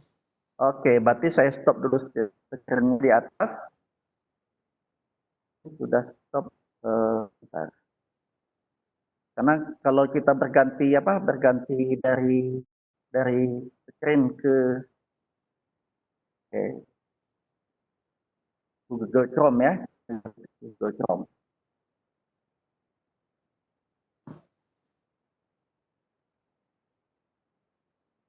Oke. Nah ini Ini tampil ya? Ya, lagi loading. Loading, oke. Nah, Oke, oke. siap ya. Nah, di sini ini tampilan rumah belajar. Jadi Bapak Ibu yang hari ini lagi ikut pembatik ya, pembelajaran basis hari ini yang sedang berjuang di level 1 maupun level 2 Provinsi Bengkulu, Bapak Ibu juga bisa memanfaatkan laboratorium Maya ini untuk sebagai vlog hal jelaskan bagaimana pemanfaatan rumah belajar. Nah, di sini di fitur utama ini ada kelas digital, ada sumber belajar, bank soal dan laboratorium Maya. Nah, kita hanya dua sumber saja, jadi ada sumber belajar dan laboratorium Maya. Jadi Bapak Ibu misalkan ini saya akan mengajar misalkan tentang saya klik sumber belajarnya, silakan nanti misalkan saya ngajar di SMP. Nah, tinggal Bapak Ibu cari di sini adalah sumber belajar, tunggu loadingnya. Oke. Nah, belajar ini silakan nanti ke sumber belajar kemdikbud.go.id. Silakan nanti bisa dipraktekkan langsung ya Bapak Ibu bagaimana kita memanfaatkan sumber belajar ini. Dalam hal ini saya sangat terbantu dengan adanya sumber belajar ini karena semuanya sudah disediakan di sumber belajar ini dan pernah saya tulis, saya rangkum di blog saya di pembatik website. Di sini misalkan kita ambil SMP, silakan pilih sub bagian mana yang mau kita ajarkan. Ya, misalkan saya akan mengajarkan tentang kelas 7, kemudian saya ambil mata kelas 1 misalkan tentang tata surya saja. Nah, di sini semuanya sudah tersedia, tata surya, sistem tata surya semuanya sudah tersedia. Pasti ada yang bilang, Pak ini kalau online bagaimana? Itu gampang, tinggal bisa saja kita lihat di sini anak-anak kita. Tapi kalau kita tidak ada sinyal, tentu kita adalah harus download dulu. Jadi online dan offline kita bisa gunakan. Nah, di sini kita bisa langsung menggunakan materinya segala macam ini bisa kita gunakan. Itu cara membuka sumber belajar ya. Silakan saja nanti Bapak Ibu melihat dari semua sisi apa saja yang ada di sumber belajar. Jadi dan mohon maaf jika masih ada materi-materi yang belum terisi dengan lengkap karena memang kekurangan dari sisi pengisi kontennya karena guru-guru yang ada di Duta Rumah Belajar itu belum proporsional karena banyak yang misalkan ada PAI yang belum ada dalam ini dan dalam hal ini apalagi juru IPA paling banyak di Duta Rumah Belajar jadi isinya banyak yang isinya tentang IPA. Saya akan kembali lagi ke halaman utamanya yaitu di belajar kemdikbud.go.id. Oke, saya kembali lagi belajar.kemdikbud.go.id. Oke. Tunggu. Oke, di sini lagi kita masuk ke laboratorium Maya. Ini laboratorium Maya, silakan nanti Bapak Ibu kalau belum bergabung di laboratorium Maya nanti silakan register. Silakan register saja nanti. Di sini laboratorium Maya, mohon maaf sekali lagi ini baru ada IPA dengan matematika ya, IPA dengan matematika yang bisa kita gunakan. Nah, bisa kita gunakan untuk lab Mayanya, laboratorium Mayanya. Oke, contoh saya akan gunakan misalkan di SMP kita akan lihat SMP-nya, kita akan lihat SMP-nya, tunggu loading. Misalkan saya akan ambil salah satu materi yaitu ini misalkan fisika hukum Ohm. Jadi tadi Pak Edi sudah jelaskan bagaimana pemanfaatan praktek itu di rumah dengan barang yang ada di rumah. Sekarang bagaimana memanfaatkan praktek itu menggunakan teknologi yaitu yang ada di laboratorium Maya. Saya pilih misalkan fisika hukum Ohm. Dan sekali lagi ini lebih enak karena semuanya sudah disiapkan. Jadi misalkan kita mau bahan referensi, tinggal Bapak Ibu download saja, kemudian gunakan bahan teori, tinggal download di sini, ya, bahan dalam teori, tinggal download saja. Nanti siswa kita tinggal kirim saja. Kalau ini sudah saya download, saya gunakan di sini Bapak Ibu ketika kita mengirim ke siswa, kita gunakan karena kita kalau di Kabupaten Kaur ada ketidakseimbangan karena ada siswa yang kelasnya yang Android-nya ada banyak, ada kelas yang hanya 10 orang yang punya Android. Jadi betul banyak keterbatasan yang dilakukan. Jadi akhirnya kita saling yang tidak punya Android ya dikasih tahu bagaimana ada tugas ataupun ada tugas yang disampaikan lewat job messenger, ya. Ini tadi yang saya bilang mengenal tampilan virtual lab, dan siswa bisa kita kirim dengan hasil ini, ya. Jadi lebih gampang.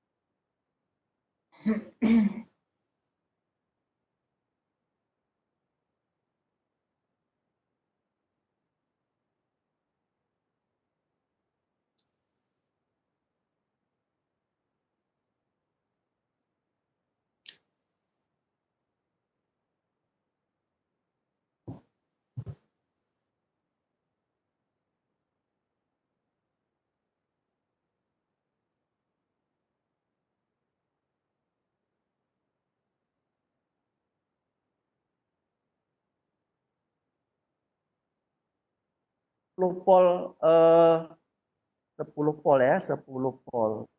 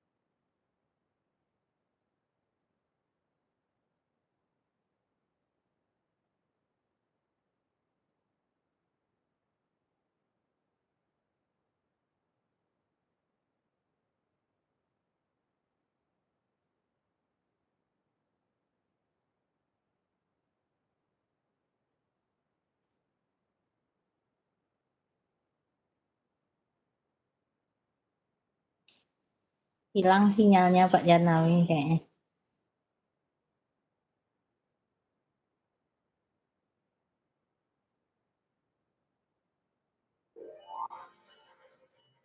Halo Pak Janawi.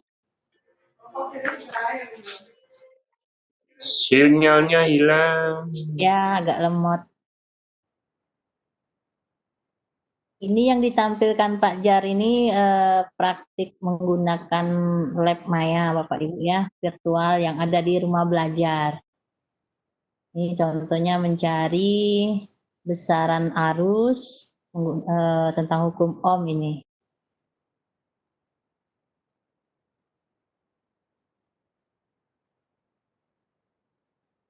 Sepertinya kendala di sinyal.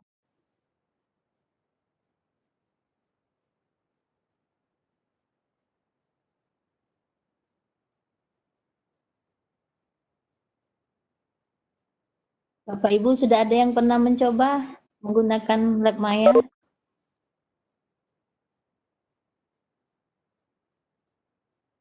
Oh, belum pernah. Guru olahraga jadinya nggak pernah. Belum, nanti baru mau dicoba. Ya, nanti dicoba ya. Saya sering juga ngotak-ngatik ini walaupun bukan bagian IPA, tapi asik juga bisa mencari besaran apa gitu ya. Nah. Pak Janawi masih bisa. Pak Janawi, halo. Artinya masalah sinyal Pak Janawi ini ya, hilang-hilang timbul.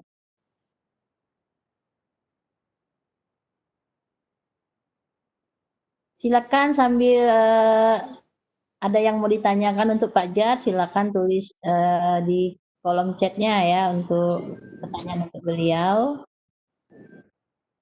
Nah, ini ada yang nanya nih, banyak nih.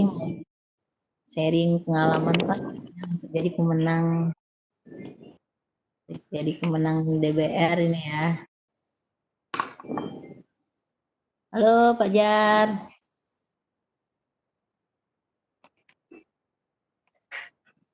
Nih Bu Oprina nih, Bu Yulia, saya izin live ya. Pak Edi izin live ya. Apa? Izin tinggal pergi ya. Live. Pak Jarnya.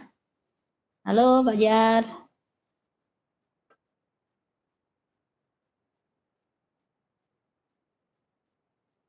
Ini sinyal.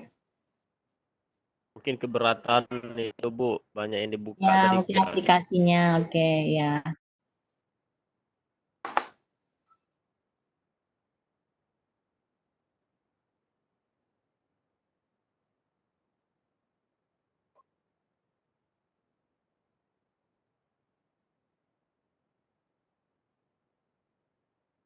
Silakan sambil menunggu kalau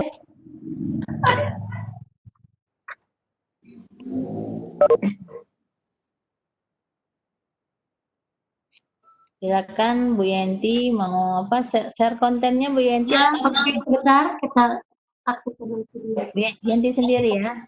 Ya. Silakan. Oke. Apakah saya sudah muncul di sana? Sudah muncul. Muncul. Silakan Bu Yanti. Pak Jar, kami pending dulu ya Pak Jar. Silakan Bu Yanti. Baiklah, Assalamualaikum warahmatullahi wabarakatuh. Untuk semua guru. Waalaikumsalam warahmatullahi wabarakatuh. Untuk semua rekan-rekan yang sudah tergabung dalam meeting room ini. Terima kasih juga kepada PTP LPMP Provinsi Bengkulu yang sudah memfasilitasi kami guru-guru untuk sharing pengalaman dalam kegiatan pertemuan ini. Tadi sudah perkenalannya ya? Apa perlu perkenalan lagi? Boleh kalau mau ditambahkan. Oh ya, rasanya kalau misalnya belum ada yang kenal, saya adalah guru SMP Negeri 1 Kota Bengkulu. Nama saya Yenti Priani, saya mengajar pelajaran bahasa Inggris. Jadi pada kali ini sifatnya ini hanya sharing ya, sharing pengalaman pembelajaran kita saat kita harus melaksanakan pembelajaran jarak jauh. Jadi karena saya yakin juga guru-guru yang lain juga pasti memiliki strateginya masing-masing. Jadi sifatnya hanya sharing, kita berbagi, mudah-mudahan ada manfaatnya untuk kita semua.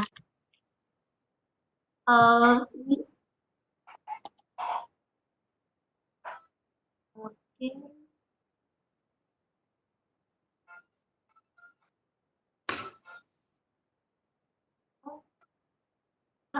Sabar. No way.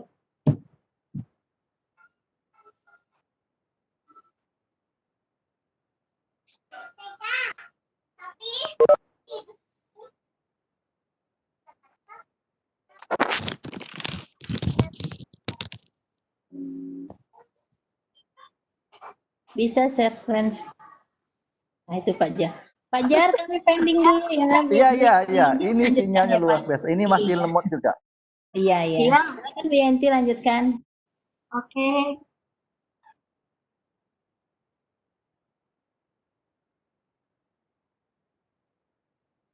Bisa share screen-nya? Ya, Share screen-nya bisa? ini sudah mulai belum? Belum kelihatan. Ya, sedang proses sepertinya. Kalau kesulitan nanti bisa. Oke. Sedang share sepertinya.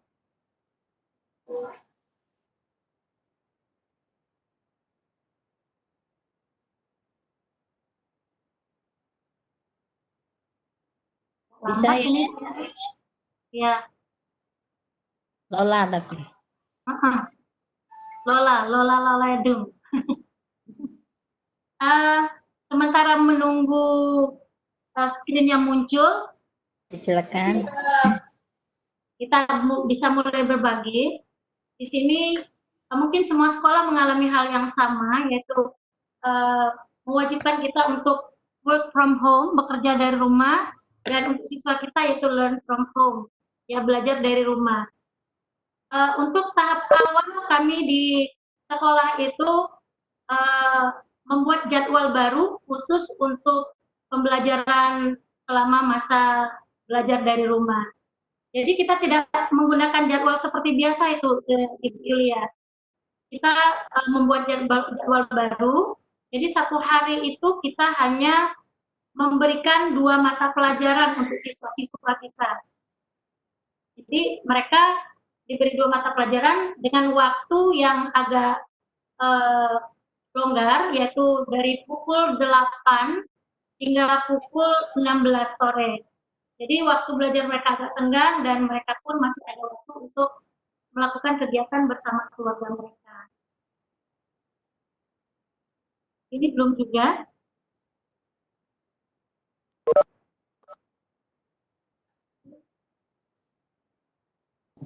Atau dari sini kalau bisa dicoba. Oh ya, coba. Kalau ini bisa Bu Yanti. Ya, Yanti tutup punya Yanti.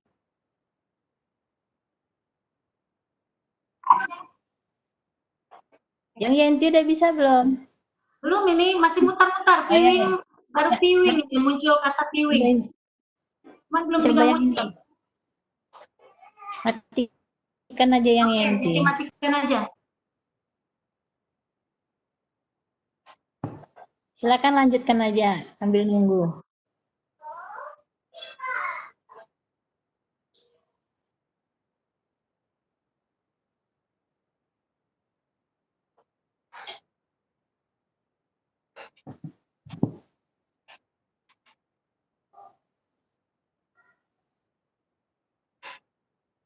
Kelihatan ya? Udah? Oke. Ini? Ayo. Sudah muncul yuk? Sudah. Oke. Ini dari Ayu apa dari Yanti? Dari Ayu. Oh, bahan dari Ayu Yulia? Ya, dari Ayu. Oke. Udah kelihatan? Next. Ya. Oke.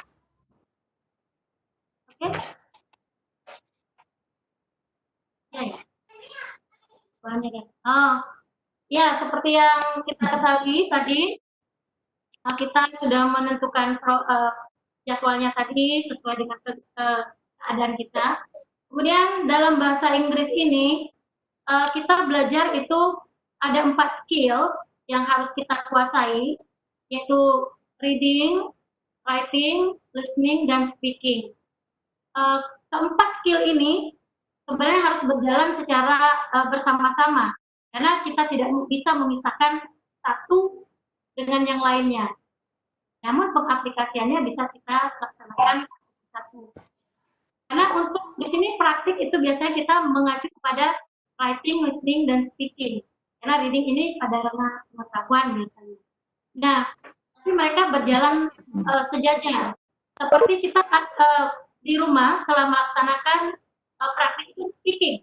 Jadi di sini anak-anak diminta melakukan kegiatan speaking anak-anak diminta melakukan kegiatan yang berhubungan dengan kegiatan mereka sehari-hari di rumah. Kemarin sudah diminta anak-anak, karena mereka kelas 7, ini kemarin ada kelas 7, misalnya mereka diminta untuk mendeskripsikan rumah mereka, kamar mereka, atau mendeskripsikan anggota keluarga mereka, atau menceritakan aktivitas harian mereka. Jelas untuk bisa membuat sebuah teks tentang kegiatan harian mereka tersebut, mereka perlu membaca terlebih dahulu.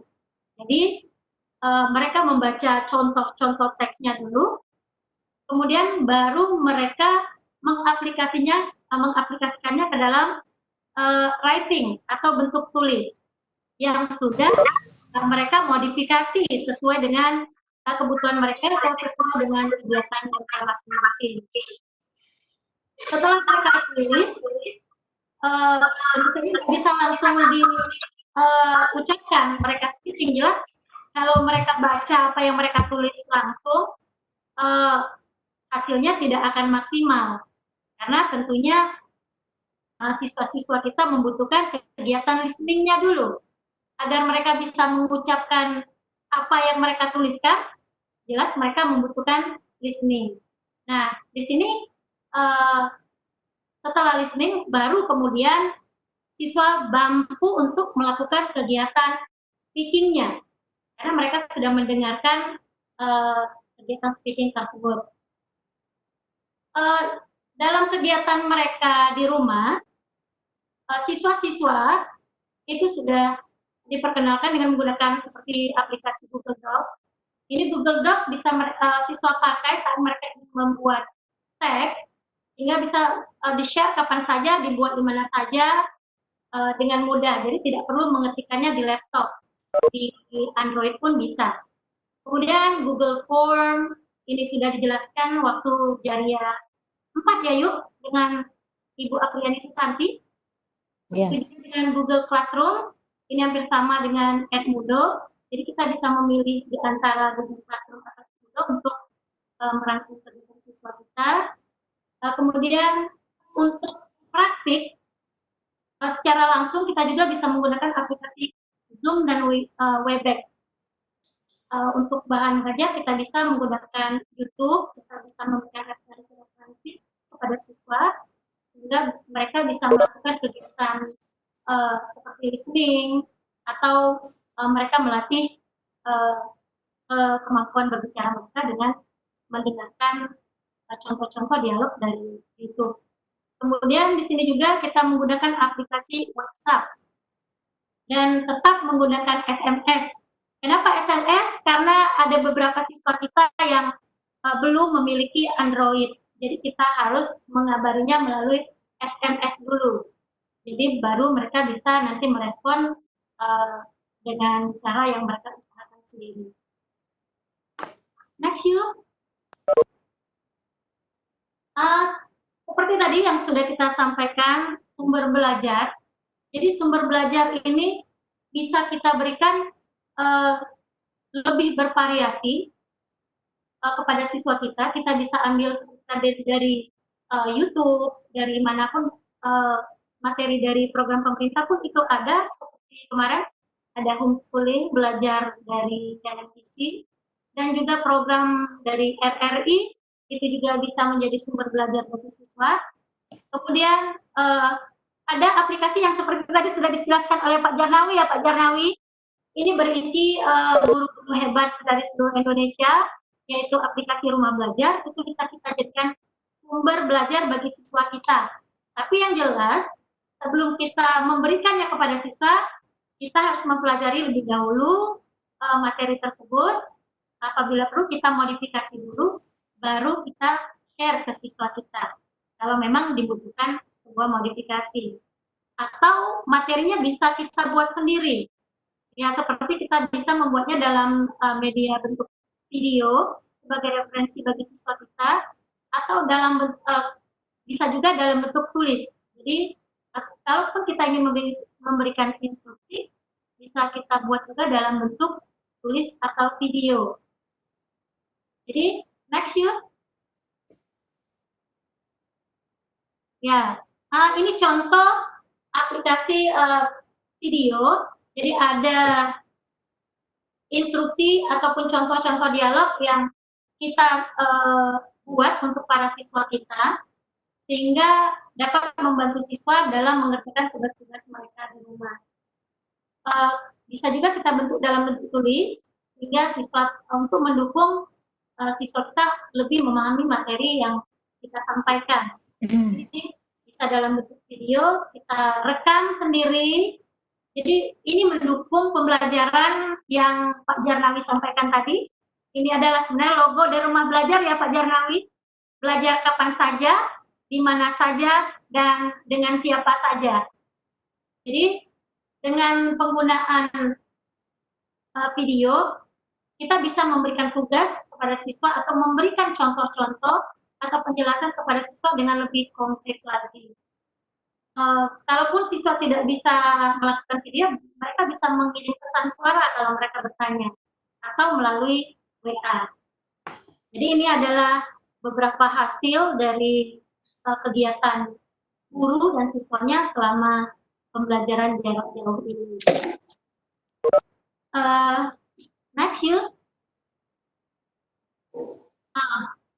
Seperti yang sudah kita tampilkan tadi, untuk belajar speaking, ini tidak bisa kita lepaskan dari aktivitas listening. Jadi, siswa-siswa kami di SMP Negeri 1 Kota Bengkulu, tidak semuanya sudah memiliki pengalaman belajar bahasa Inggris sebelumnya. Jadi, banyak yang baru masuk ke SMP itu yang baru pertama kali itu belajar bahasa Inggris. Jelas akan sangat sulit bagi mereka untuk melakukan praktek speaking.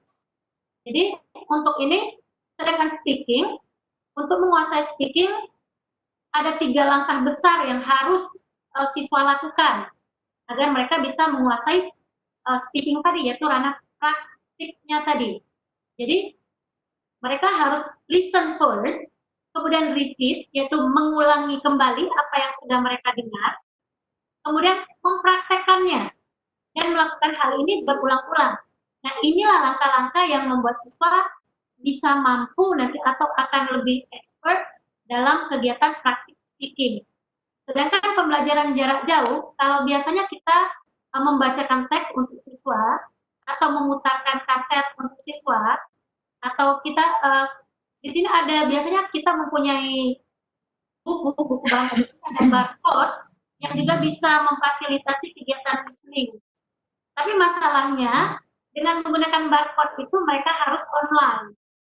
Nah, kadang-kadang ini masalah bagi siswa. Sedangkan kita ingin menjelaskan langsung, kadang-kadang tidak sesuai karena apa yang sudah siswa buat dalam bentuk teksnya, mereka memiliki teks mereka masing-masing sesuai inovasi mereka masing-masing tadi. Oleh karena itu, di sini kita juga sudah memfasilitasi siswa-siswa dengan penggunaan, kita cari aplikasi, yaitu dengan menggunakan aplikasi dari internet. Kemarin ada yang Ayu Yulia sampaikan juga itu, aplikasi untuk pronunciation ya Yu? Ya betul. Ya, jadi banyak sekali aplikasi-aplikasi yang bisa kita share ke anak-anak untuk latihan listening-nya. Jadi mereka bisa melatih listening dengan aplikasi tersebut, melakukan repeat, kemudian baru membuat videonya, yaitu practice speaking tersebut. Next yuk.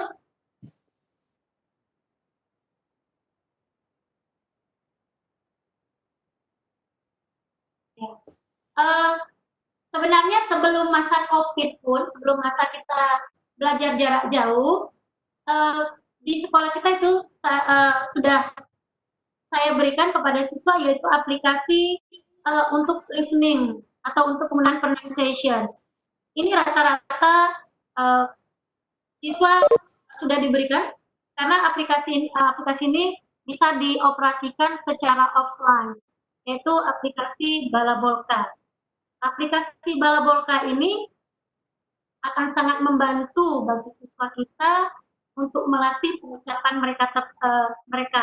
Karena seperti tadi kegiatan speaking mereka membutuhkan fase listening, repeat, baru kemudian mereka melakukan practice. Jadi untuk di sini ada aplikasi pronunciation-nya. Aplikasi ini bisa membaca semua teks yang kita masukkan ke dalam aplikasinya. Itu mau satu kata atau mau satu file, satu buku, itu bisa dibaca oleh aplikasi Balabolka ini secara offline maupun secara online. Jadi akan bisa diakses siswa kapan saja, di mana saja, meskipun tanpa kuota. Nah, kemudian saya juga biasa membagikan link-link seperti ini untuk latihan siswa di rumah, yaitu percakapan-percakapan yang disesuaikan dengan kebutuhan mereka. Seperti ini untuk kelas 1,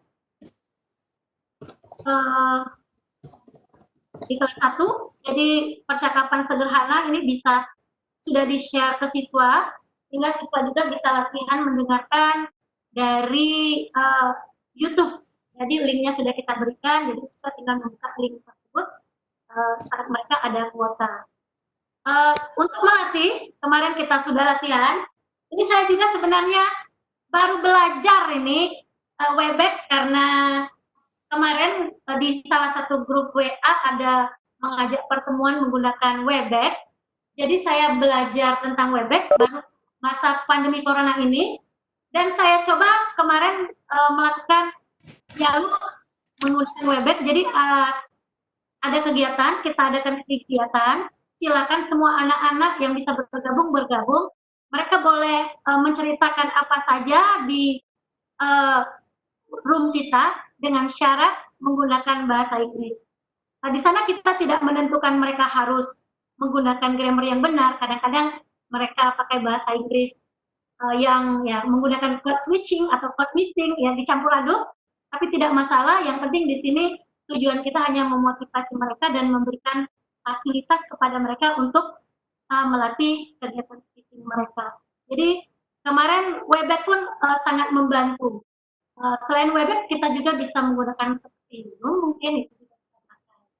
Jadi kita sebagai guru juga mungkin akan baik melaksanakan ini juga, karena saya juga melakukan learning by doing. Ini saya sampaikan di sini karena saya juga kemarin menggunakan Webex ini dengan learning by doing. Jadi sambil saya coba, sambil belajar juga ngulik-ngulik apa yang ada di Webex tersebut. Mungkin ini salah satu, salah 3 ya, atau salah banyak nantinya bisa dicari untuk pelatihan listening untuk kegiatan speaking siswa-siswa kita di rumah. Next yuk.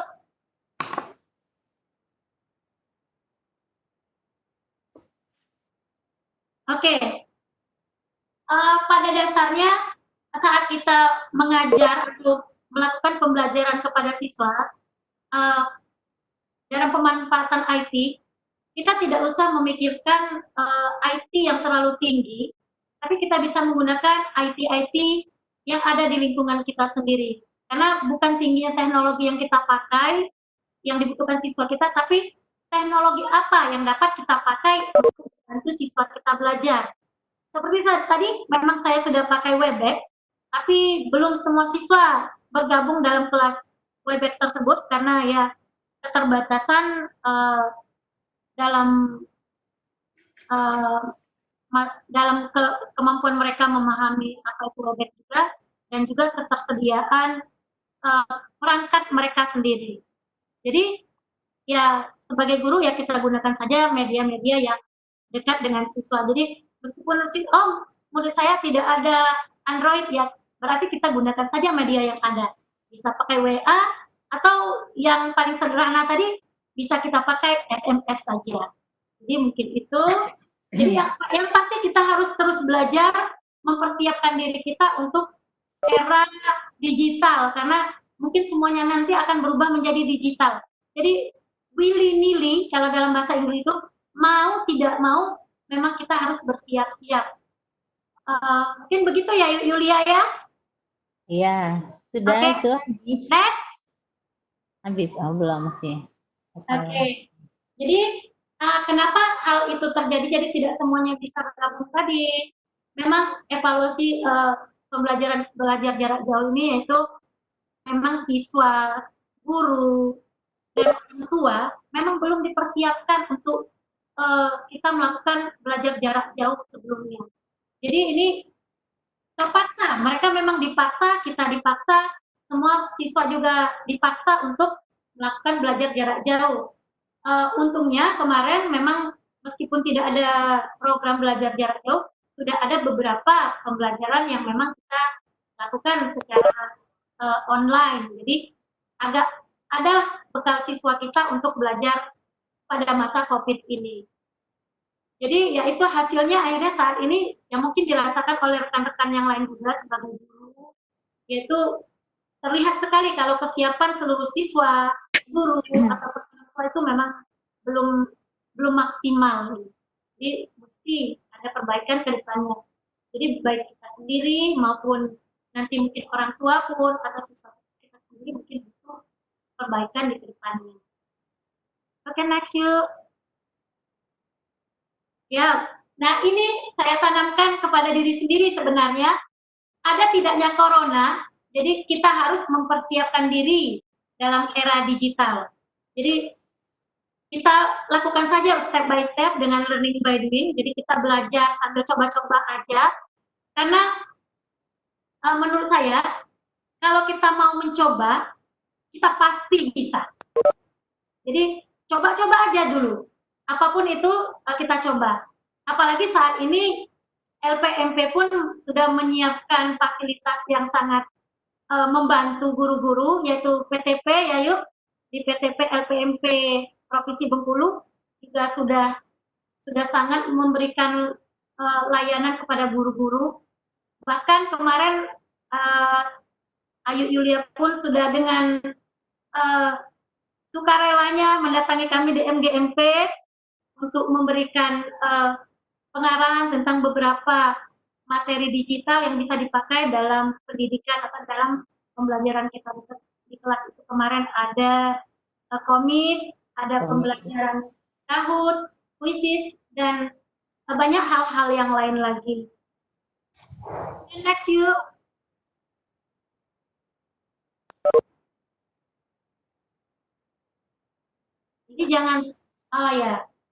Jadi jangan takut untuk belajar, karena kita bisa langsung bertanya ya yuk ke LPMP kalau ingin mengetahui aplikasi apapun nantinya. Karena silakan, saya sudah merasakan sendiri. Silakan yang mau konsultasi dan lain ke LPMP. Ya, jadi kemarin kita ada beberapa rekan juga udah langsung datang ke LPMP, dan kita juga bisa mengundang para WI dari LPMP untuk datang ke sekolah kita atau ke grup MGMP kita atau kegiatan-kegiatan yang kita butuhkan. Jadi mungkin persiapan tahun ajaran baru ini ya Ayu Yulia ya, mungkin untuk pemikiran kita bersama. Jadi mungkin guru, orang tua, siswa, sekolah, dan pemerintah ataupun semua instansi lah, semua pihak harus bekerja sama untuk persiapan pembelajaran yang lebih baik. Jadi kita harus mempersiapkan pembelajaran dengan teknologi yang tepat bagi siswa-siswa kita, dan yang pasti yang paling penting ini menjadi mohon dipikirkan oleh pemerintah juga, oleh instansi-instansi terkait, yaitu persiapan ketersediaan teknologi bagi siswa. Karena ini berdasarkan pengalaman siswa-siswa kita itu belum memiliki ya alat atau teknologi yang dibutuhkan untuk belajar jarak jauh. Jadi mungkin nanti ada kebijakan atau ada sejenis bantuan atau apalah sebagai solusi dari masalah kita pada saat wajib melakukan pembelajaran dari jarak jauh ini. Mungkin itu saja sharing pengalaman pembelajaran jarak jauh yang sudah kami lakukan di SMP Negeri 1 Kota Bengkulu, khususnya pelajaran bahasa Inggris dalam ranah praktik. Lebih dan kurang saya mohon maaf, dan kepada Allah saya mohon ampun apabila terjadi kesalahan. Ini sifatnya sharing, jadi silakan kalau misalnya teman-teman pun atau rekan-rekan ada materi yang baik atau yang lebih strategi yang lebih baik, silakan kita sharing di sini. Demikian Ayu Yulia, wabillahi taufiq wal hidayah. Assalamualaikum warahmatullahi wabarakatuh. Waalaikumsalam. Terima kasih Bu Yenti. Ini saya kasih waktu sekitar 5 menit lagi untuk Pak Jarnawi ini ya, yang tadi sempat terputus ya. Silakan Pak Jar. Yang menit ya Pak Jar. Halo Pak Jarnawi. Oh iya, belum hidup. Ya, udah hidup ini. Baik. Ada masuk lagi ya. Baik, terima kasih kawan-kawan yang masih setia di room ini. Ada 53 partisipan. Jadi saya sedikit saja lagi share kontennya ya Bapak Ibu ya. Mudah-mudahan tidak down lagi sinyal di sini. Padahal saya sudah menggunakan WiFi sekolah ini untuk supaya lebih kuat ya sinyalnya. Baik, ini saya tampilkan terakhir ya. Mungkin karena tadi gunakan ini ya, gunakan web tadi ya mungkin. Web tadi mungkin ya. Oke, Bapak Ibu, cukup saya gunakan slide ini saja supaya tidak down lagi ini. Jadi saya share ini. Jadi tadi batas ini ya Bapak Ibu ya. Tadi tinggal memanfaatkan. Silakan nanti bagi yang daftar nanti silakan daftar di kelas digitalnya, kelas Maya yang tadi ada pertanyaan. Tapi ini saya terus dulu untuk membahas di laboratorium Maya. Nah, Bapak Ibu dari kesempatan ini tadi kita bisa simpulkan bahwa aplikasi-aplikasi yang kita gunakan dalam penggunaan virtual lab ini bisa kita manfaatkan dengan maksimal. Oke, ini tadi sampai ke lakukan percobaan tadi. Oke, sampai di sini Bapak Ibu, saya ingin menyampaikan bahwa tadi ada pertanyaan bahwa ada Bapak Ibu guru kemudian siswa yang tidak bersemangat dalam hal untuk belajar dalam masa pandemi COVID-19 ini. Di sesi keempat ini kita itu adalah sebenarnya sudah pada level gini Bapak Ibu ya, bukan mengajari, bukan menggurui, sekali lagi mohon maaf, guru kita naik level, bukan lagi sebagai penikmat dari sebuah teknologi, tapi hari ini kita sudah naik level menjadi content creator. Ya, jadi content creator itu adalah menciptakan sebuah strategi bagaimana siswa kita itu tidak monoton dalam hal memberikan materi. Contoh yang sederhana Bapak Ibu, hari ini kalau berarti settingan ini saya dulu.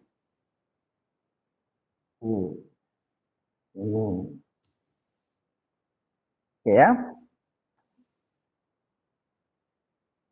Nah, settingan ini misalkan tentang smart apps creator.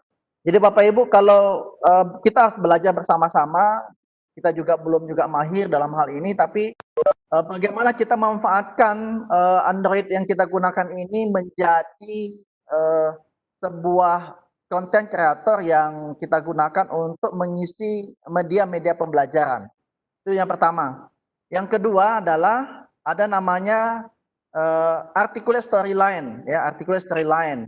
Nah, ini beberapa contoh yang saya ajarkan. Nah, yang sederhana saja Bapak Ibu, saya ingin contohkan yang sederhana saja.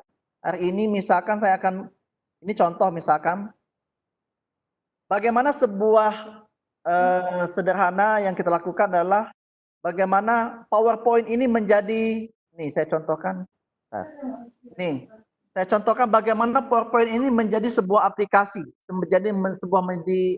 menjadi APK ya Bapak Ibu ya, dengan menggunakan PowerPoint. Jadi 3 saja yang ingin saya tampilkan. Pertama tadi PowerPoint menjadi aplikasi, kemudian Smart Apps Creator menjadi sebuah aplikasi, kemudian Articulate Storyline.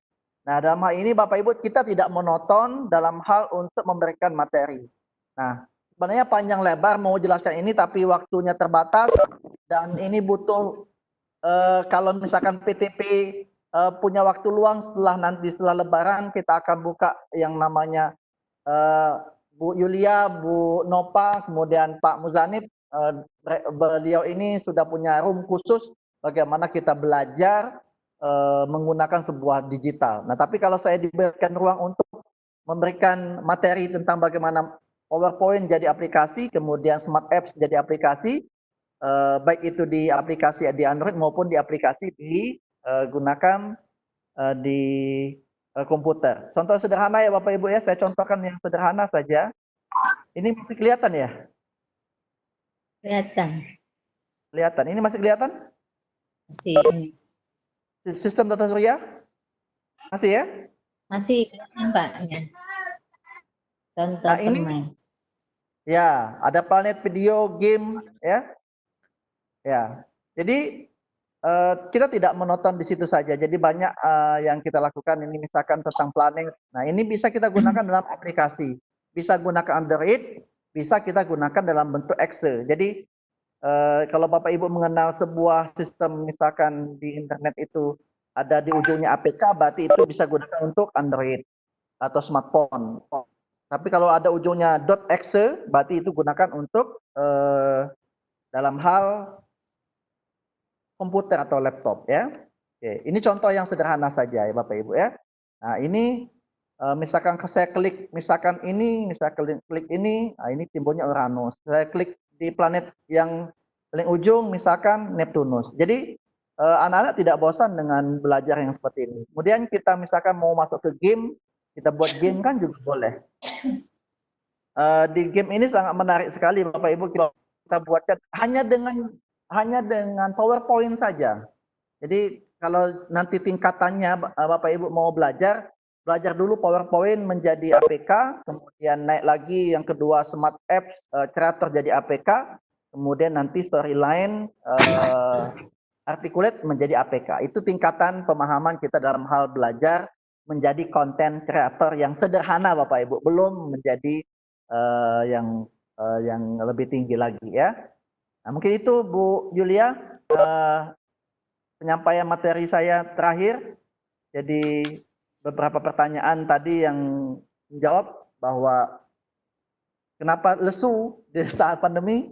Ya semuanya seperti itu ya Bapak Ibu. Tapi kita sebagai guru untuk menjadi seorang pendidik yang kreator, yang berkreasi, tentunya model-model pembelajaran yang menyesuaikan.